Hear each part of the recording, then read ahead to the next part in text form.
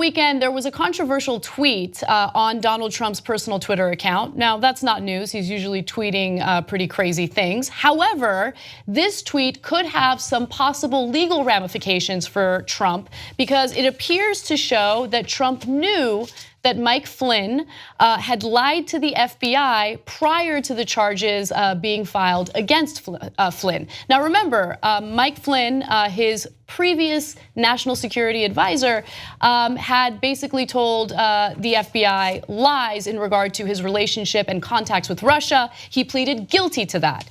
Now, the tweet that Donald Trump's account had over the weekend was as follows: I had to fire General Flynn because he lied to the vice president and the FBI. He has pled guilty to those lies. It is a shame because his actions during the transition were lawful. There was nothing to hide. Okay, so there are two things that I want to draw attention to when it comes to that tweet. First issue is that he clearly states in that tweet that he had to fire Mike Flynn because of the fact that he lied to the FBI, which indicates at the time of the firing, he knew that Flynn had lied to the FBI. The second thing is he used the word pled. And so keep that in mind because pled is not the correct grammatical way of using the past tense of plead, it's pleaded. Now that's relevant, I'm not being nitpicky about grammar, it's very relevant.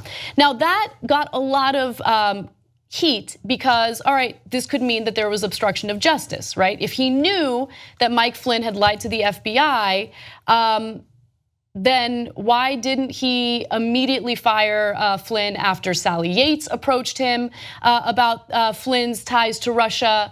Also, why did he fire Comey? There's a lot of issues. And let me just say at one point of important clarification there, that if he knew at the time that Flynn had lied to the FBI, well, a couple of weeks after that, he then told Comey, according to Comey's notes at the time, not after he got fired, at the time, Comey wrote down, he wants me to let go of the Flynn investigation. So if you know that Flynn has lied to the FBI and you tell the head of the FBI, I don't care, let him go anyway, well, that's the most clear obstruction of justice there is. Right, so I actually put together a little timeline for you guys just to clarify the date so you understand why the obstruction of justice issue is relevant when it comes to that tweet. Let's go to graphic 14. So it all started on January 26th, okay? That was when Sally Yates had warned the White House about Flynn.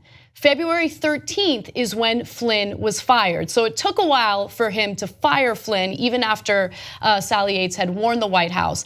February 14th is when Trump asked Comey to drop the Russia investigation.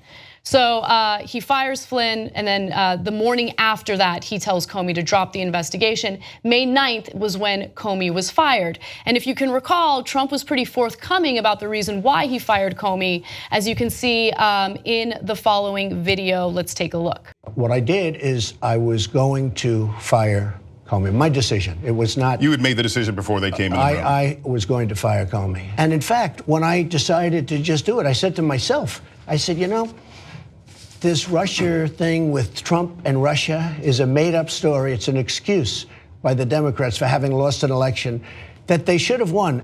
Yeah, so he had said there that he fired Comey because of the Russia investigation.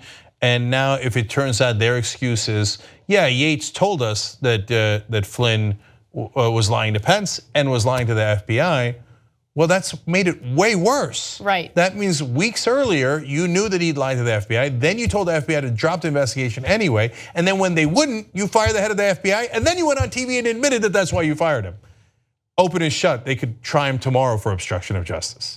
Now, Trump's team realized that that tweet was problematic, and they immediately scrambled to make it seem as though it wasn't Trump who tweeted that, it was actually his lawyer. So officials leaked to the Washington Post that the tweet was drafted by John Dowd. That is the top lawyer representing Trump personally, rather than the White House in the Russia investigation, right? So let's go to graphic 11. Dowd subsequently came forward and said that he drafted the tweet and then sent it to White House social media director Dan Scavino to publish. When NBC News asked Dowd for a copy of the draft of the tweet, Dowd then said that he dictated it orally to Scavino. Sure he did. Sure he did. So that's all relevant, but what's also relevant is if you go back to the tweet on Trump's account, they use the word pled, or he used the word pled. Again, a lawyer wouldn't use the word pled, they would have used the word pleaded because that is the correct way to refer to it. In fact, Jesus, put that up, put graphic 9 back up. So this is Donald Trump's tweet that his lawyer fell on the sword is pretending it's his tweet. There's a number of things here. First, let's just tackle whether this is Trump himself or not, or a studied lawyer of the president. Yeah, as Anna pointed out, you've got the mistake on pleaded versus pled that the lawyer wouldn't make. Then you've got him writing, "It is a shame because his actions during the transition were lawful." Who writes like that all the time? It's a shame. You think a lawyer wrote that? It's a shame what they did. Then there was nothing to hide, exclamation point. Really, the lawyer put in an exclamation point, just like Trump does all the time? So no, that's Donald Trump through and through. We've seen a million tweets. And we know that there's an official Twitter account that from one phone, and then with the one that Trump uses from another phone, they both lead to the same Twitter account. So you can tell the official ones come in nice and clean, kind of official sounding, with vocabulary that Donald Trump doesn't even understand, right? The Trump ones are like sad, shame, exclamation point. The only thing he left out of that tweet was baby. That's true, or sad. Sad. So look, this is another example of Trump getting himself into trouble with his Twitter account. And it doesn't matter who tweeted it. It doesn't matter if it was Trump himself or if it was the lawyer.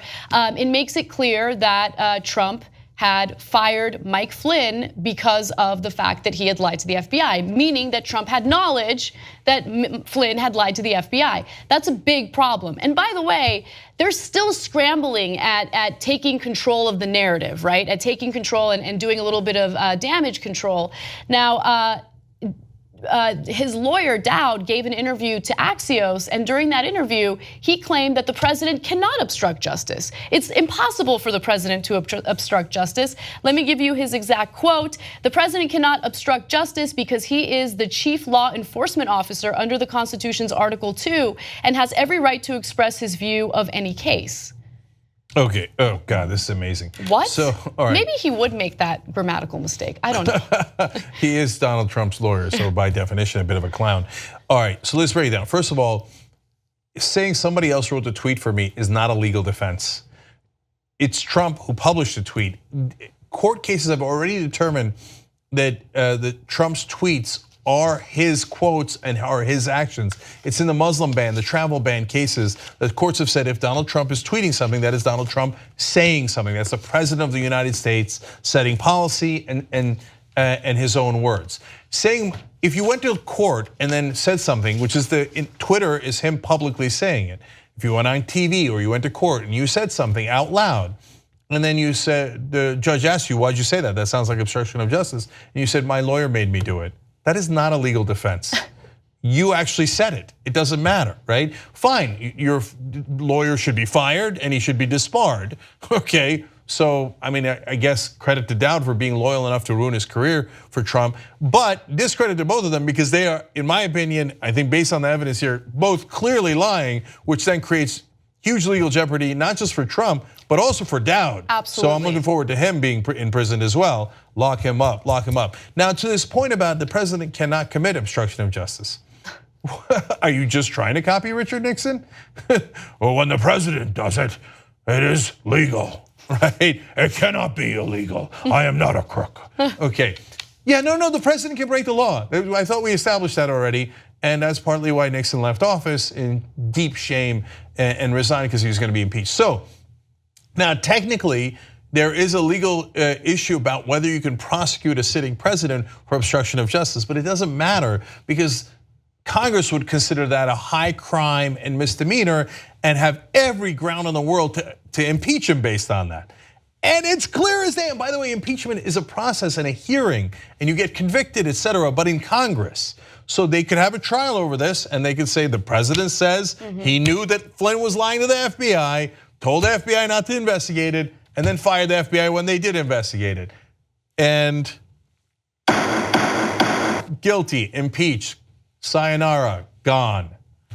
So tick tock, they're doing their crimes right in front of everybody. You just watched the video by the Young Turks, home of the revolution. If you'd like to get a lot more than that, get the full show by becoming a member. tytnetwork.com/join.